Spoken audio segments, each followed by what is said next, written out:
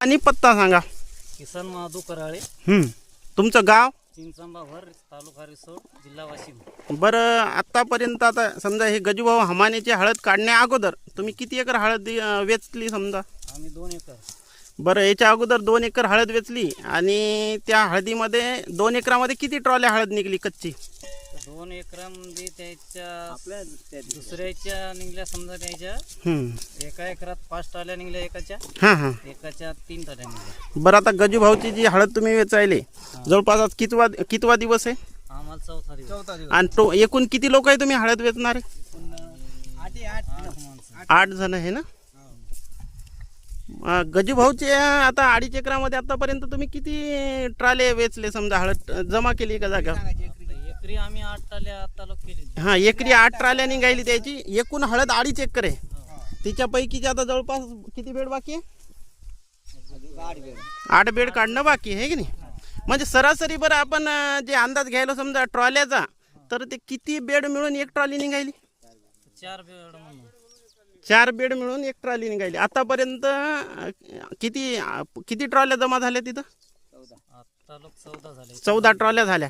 आणि राहिलेल्या बेडच्या अंदाजानुसार आपल्याकडे आणखीन 4 ते 6 ट्रॉल्या निघतात. बंड्याच्या किती ट्रॉल्या निघतील?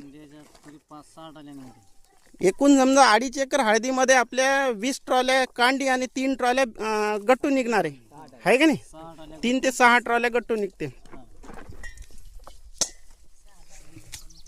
हे आलेलं उत्पादन पाहून तुम्हाला काय वाटते बा? धन्वंतरी व्यवस्थापनाच्या माध्यमातून आपण हे शेतकऱ्याला जे उत्पादन झालं समजा, ही जी क्वालिटी दिसते आपल्याला, तुम्ही कांडी मोडून दाखवा बरं एखादी.